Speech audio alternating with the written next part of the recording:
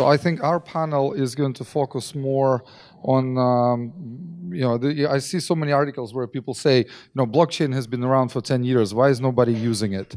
And, this is actually, things that we're trying to do at Distributed Lab is, create real world projects that use blockchain. And, the panel today, we're going to discuss about actual experiences in real world of all the participants of, what actually stops like real businesses from adopting these technologies.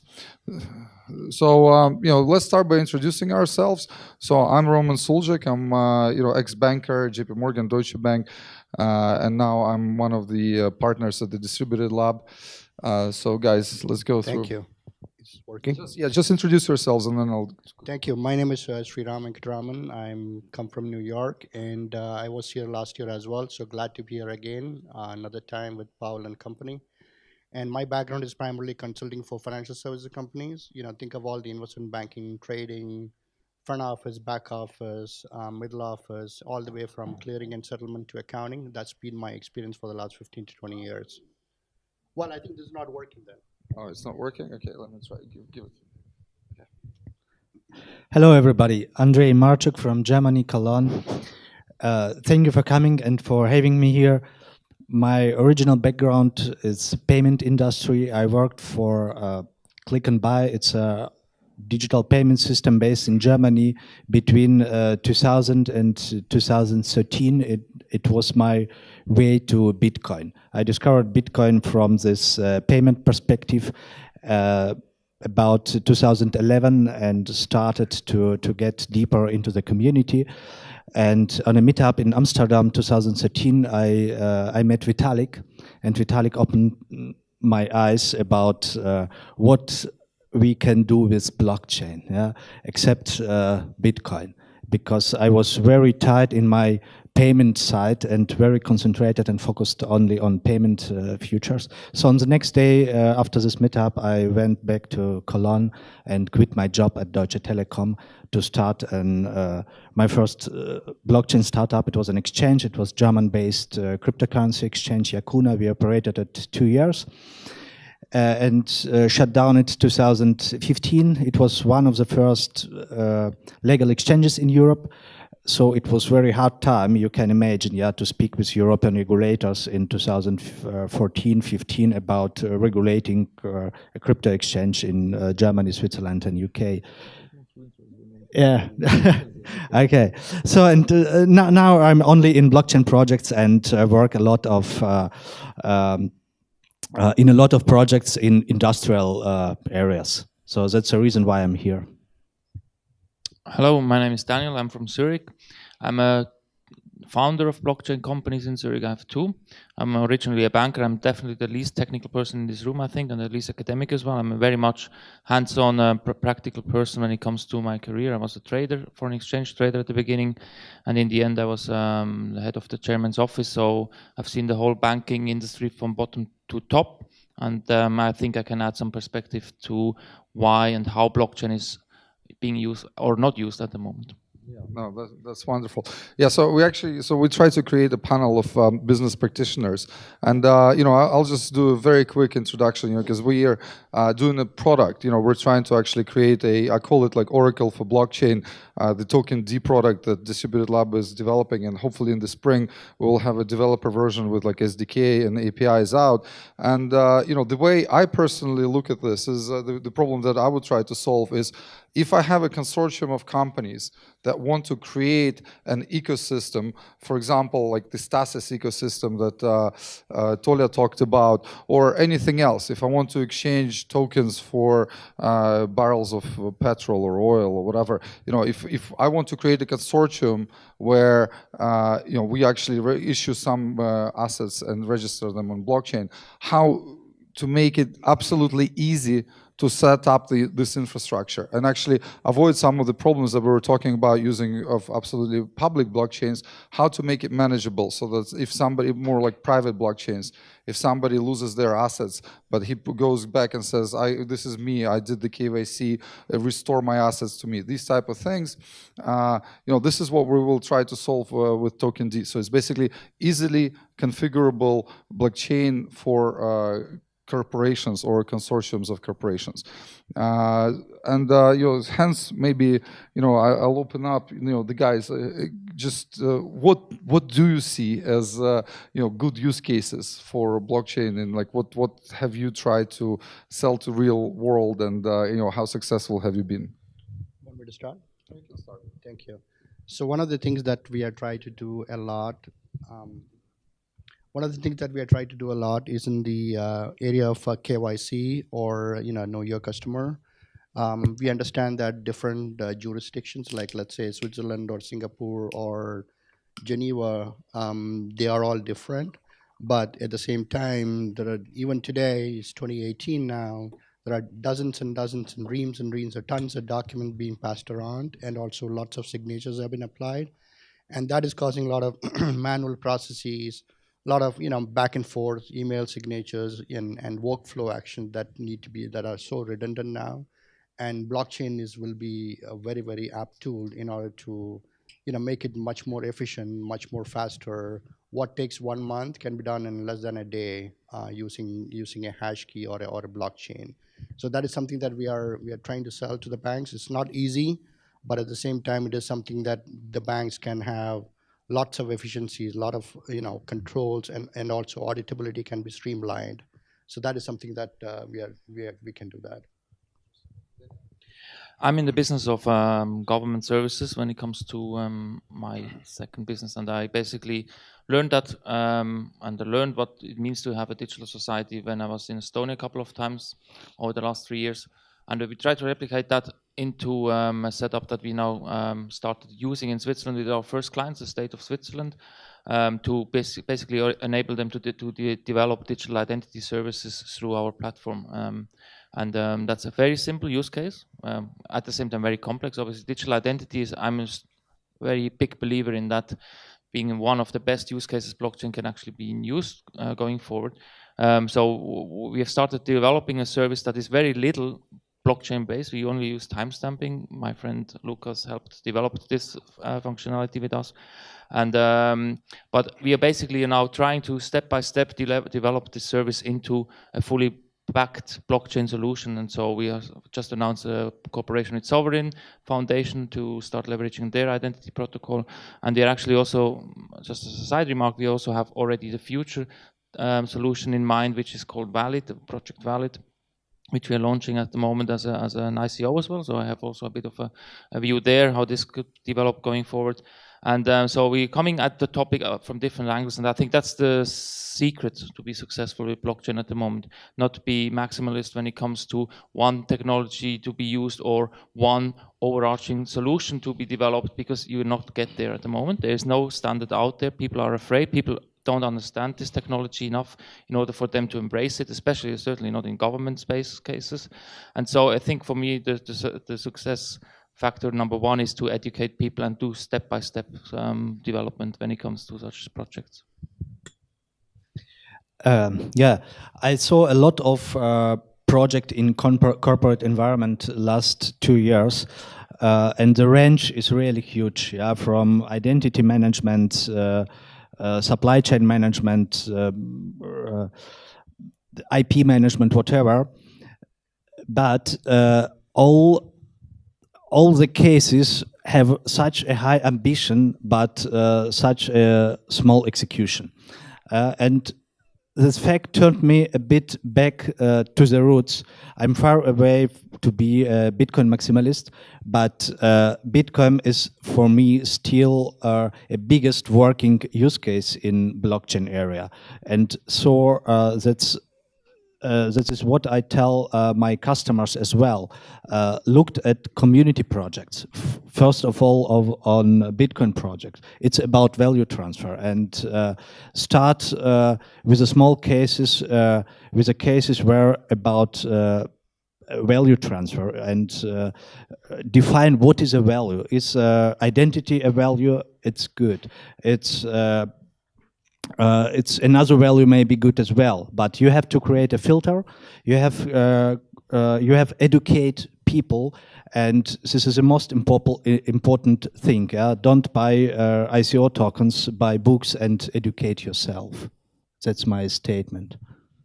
Okay, well, thank you. And I mean, the way I actually look at blockchain, because everybody says, like, why do you need to use blockchain if you can just put it in an Oracle database? If you have a private blockchain that is not proof of work, kind of like Bitcoin blockchain, if you have a proof of stake, if you just create a consortium between 3 companies and you use blockchain to store all your data, why don't you just use Oracle database? Why do you need blockchain at all? This is the main question that people ask. And the way I answer this question to myself, I say, immutability of data. Like, even if I trust all the participants in this, whatever, the cryptographically proven immutability of the data that is stored in the database, I think it's actually a lot of value. And so this is actually the question that I want to open up to the panelists.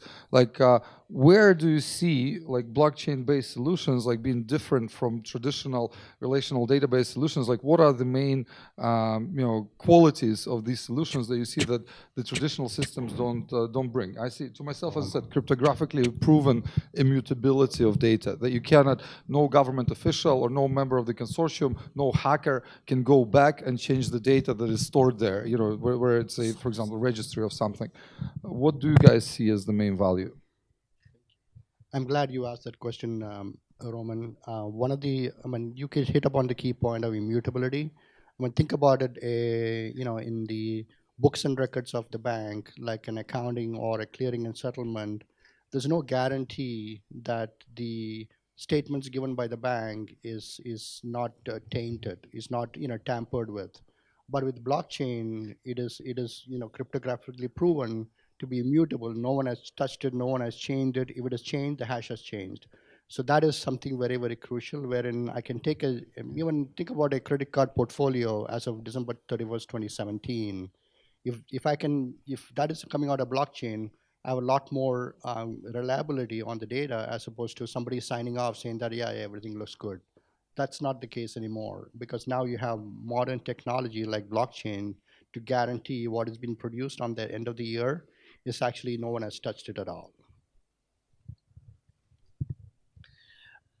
It's about digital conversion. It's about digitalization as well. We all know software eats the world, but first time it was Bitcoin who created or who put value in this digital system or digital processes, and it's about to convert huge industries into a digital world. And it's important to understand you cannot do it overnight. It takes years to get into this new world. And so if we about, for example, identity or immutability as a core feature of tokenization used for identity management as well, we are speaking about huge new ecosystem and huge new infrastructures what are currently not existing. That's a big problem. We are building this infrastructure all together, but you cannot build an infrastructure overnight. And that's what I say in all tokenization discussions. We are building a completely new banking or not banking infrastructure, and we need more understanding. We need more players in this ecosystems to get the new digital standard. It's all about digital. Daniel?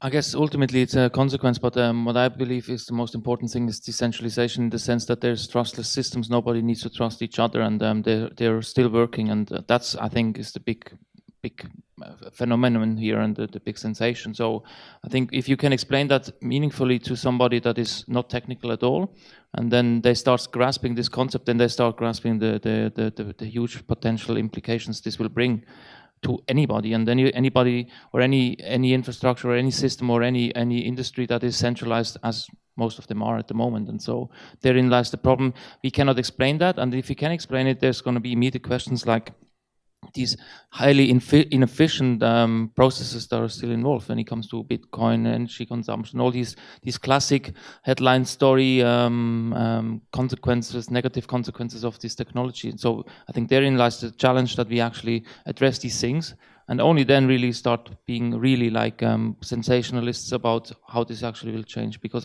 until then, we as an industry are not credible, I think.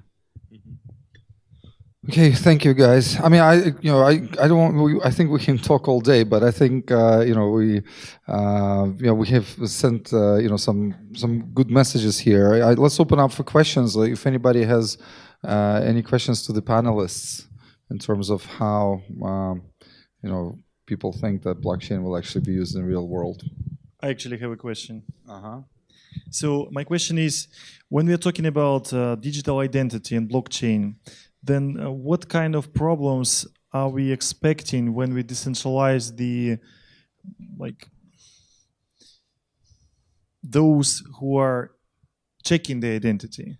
Because when it's centralized, it's very clear where to go if something goes wrong, and it's always clear who is doing what. When it's fully decentralized, you don't know. Like, we already have an experience with Web of Trust, and in Web of Trust, it basically failed because people didn't have a clear procedures how to identify those parties who are really trusted. So my question is, do we have any solutions for that? Maybe. I think we don't. At the moment, we have only started to embrace this this challenge. I think Sovereign Foundation is doing something a little bit in between a fully decentralized solution and the centralized approach to this problem, because exactly that issue. Obviously, if you decentralize something like digital identities, it's going to be tough. It's even tougher than when it comes to money. I mean, this is the most important thing we have, our identity. So this needs to be bulletproof once we start rolling this out. And I think we are not there yet. We are at the beginning. It's going to take some time. That's why we, as a company, I mean, we have on one hand my company, where we started building digital identity solutions that are delivered to governments, and the governments control who they issue an identity to and who they attest this identity for, as one solution. And then the ultimate end goal, which is, I think, 5 years from now, hopefully with a good minimum viable product on the fully decentralized setup, with protocols like Sovereign and others that are currently emerging, having hopefully that problem solved. Like, it's the same thing with a good wallet at the moment, to make sure the private key management is under control. People understand it. It's actually not challenging everybody to the degree that nobody will be able to use it, because it's so complicated. All these things are the tricks how we actually going to solve that problem, I think. Yeah, this is actually, and I'll add, because this is actually the question I wanted to ask if nobody asked the question, because I think we will be competitors at some point as well, because I view this whole challenge of digital identity management as one of the key issues of the next 10 years, maybe even decades. Because imagine all of your assets will be recorded not on paper but in different blockchains, different blockchain cryptographically proven registries. And to access these registries, you will have to prove that you are who you are by presenting your unique identity. If you want to transfer $100, it may be just the private key that is stored on your telephone. But if you want to sell your $3 million villa in Switzerland, maybe you will actually have to go to a special bank-like institution that will actually take your DNA and check that you are who you say you are, and only then issue you one use private key that you will use to actually perform this transaction, right? So, the way the world is going to operate, I think is going to be completely different. Like, the banks will ultimately, instead of the banks requiring you to, to do the KYC to go there, I think you will actually pay the bank to keep your digital identity secure, and you will actually set up the rules of how much testing. Do they just scan your eye? Do they take your fingerprint? Do they take your DNA to release this digital identity? And banks will actually provide the services of managing your digital identities and releasing them only to you. So it's very hard to imagine what the world of the future will look like. So that's why right now, we're going to try to do some of these problems, solve some of these problems in software. But as I said, the management of digital identities, I think, is even much more important issue than the issue of how do we store things in blockchains. It's actually then how do we make sure that we don't lose access to what we stored, and how do we protect our digital identity from cloning. If somebody cloned my digital identity and stole my money or my villa, like, I need to have a recourse to go to somebody and say, look, this is really me, this is my DNA, this is my fingerprint scan, let's roll back these transactions. And this is a problem with fully decentralized solutions, because there's going to be nobody to go to, right? And ultimately, after people lose their assets a few times, there will be like, maybe this is not really good. Maybe we need somebody to actually, manage this thing for us and protect us from theft. And I wonder what the punishment is going to be for impersonating somebody. Right now, if you steal somebody's Bitcoin key, Bitcoin wallet key, it's not even a crime, because the other person cannot even prove that they had this key. Maybe it was, maybe they didn't steal, maybe you didn't steal it. Maybe they actually owed these Bitcoins to somebody and they transferred it to their new wallet, and then they just went and said, oh, somebody stole my key, oh, help, police, whereas they stole it themselves, right? And so, this is actually, these type of things are very big problems in the existing infrastructure, and I think that solving them and making them that's why I like what Tolik was talking about, Stasis project. It's similar to blockchain, but with adult supervision, with KYC, and ability to roll back such transactions. That's I think this is the way forward. So anyway, any more questions?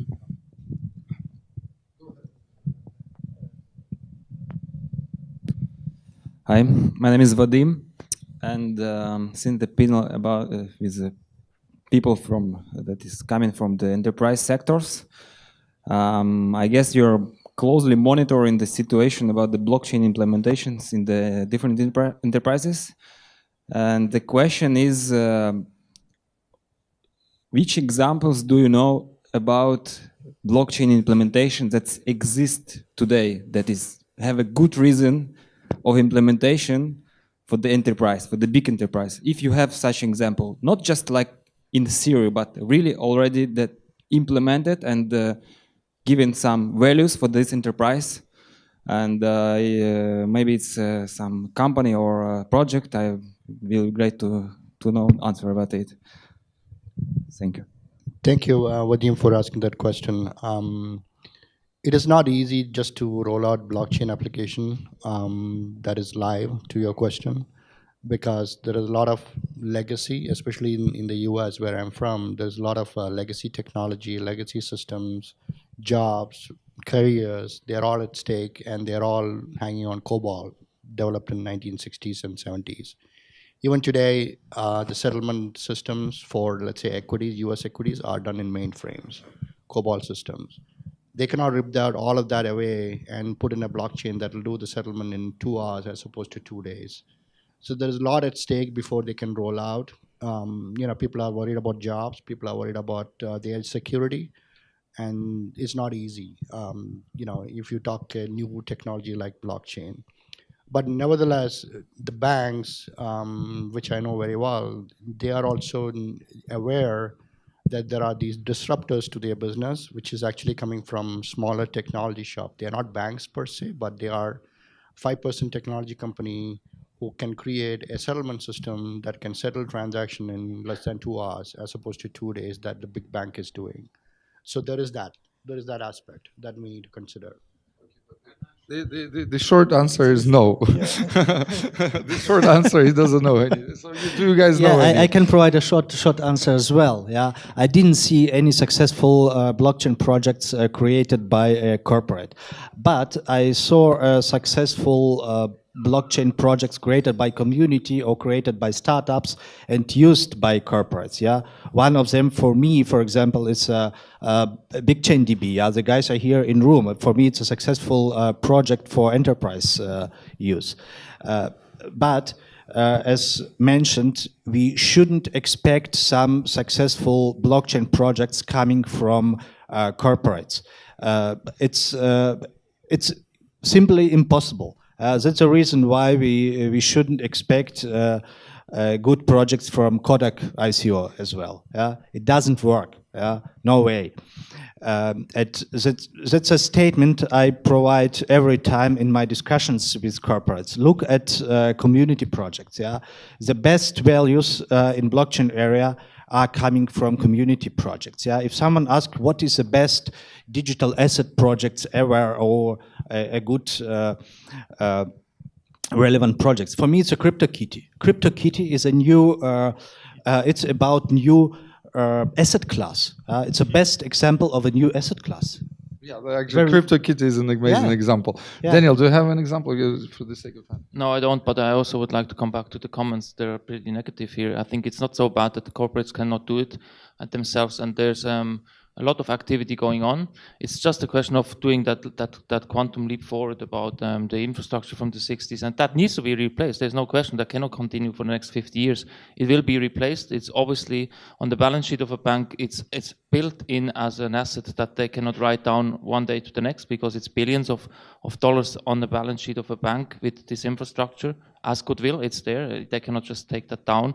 But over time, this will develop. But again, I mean, it's the industry ourselves that have to do something about this, in the sense that we are not so attackable when it comes to our infrastructures are not scalable. Our infrastructures are not effective and efficient at the moment. And so we need to address that before we can look to corporates to embrace what we are actually trying to deliver here. And step by step, this will come. I think it's a question of time.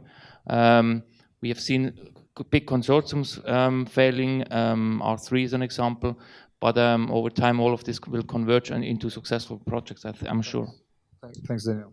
I would answer a little bit myself. Yes, we don't have any enterprise not applications, but examples of blockchains that are used, and there are many reasons for that, but I would challenge the opinion that enterprises cannot create the use case, because like what I'm handing is a Visa card.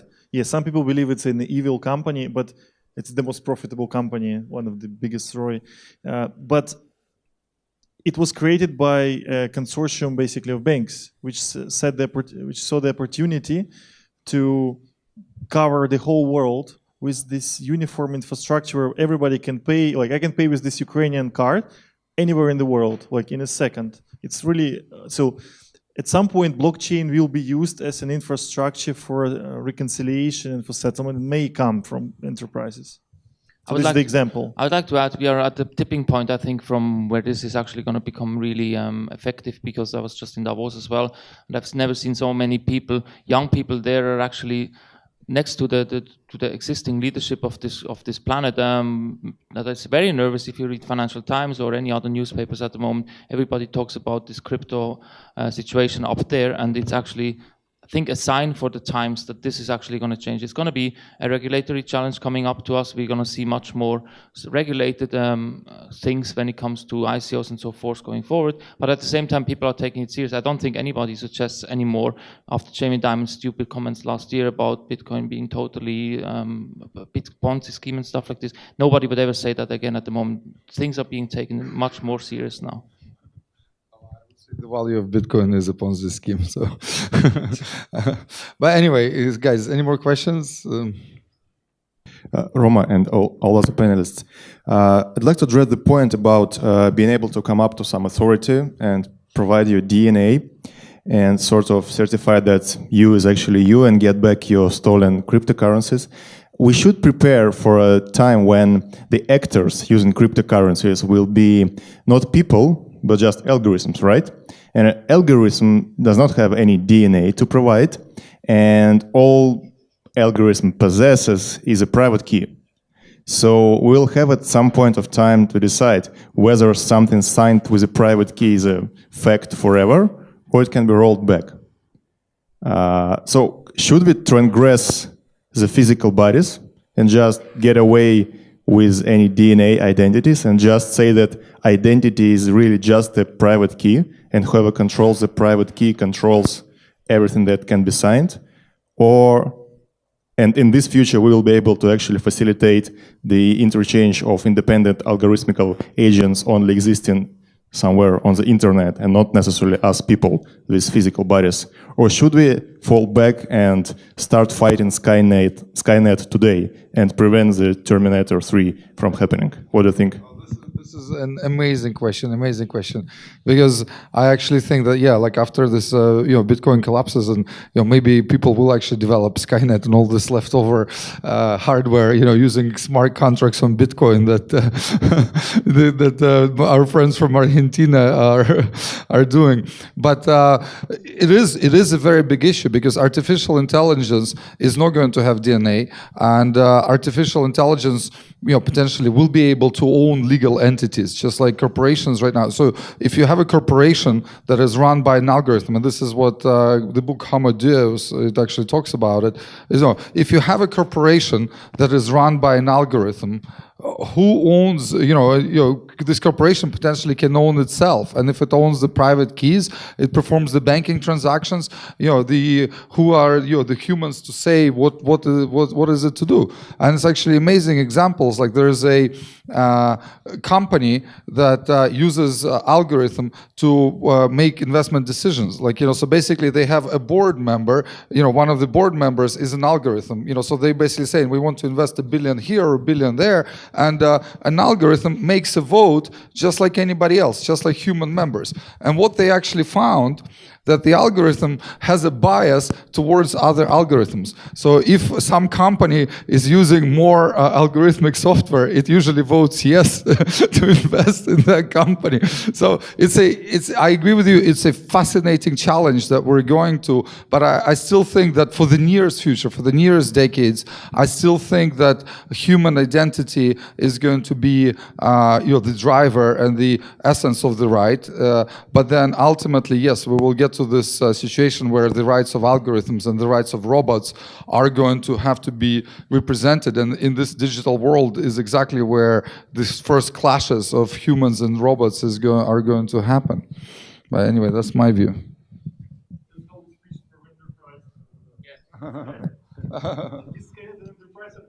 It will be. Okay, guys, just for the record, for the future robots that are going to be watching this and deciding which humans could peep, I am against violence to robots. I'm fully for artificial intelligence. So let my ancestors live in some zoo. Don't kill them like everybody else. Robots from the future, waving to you.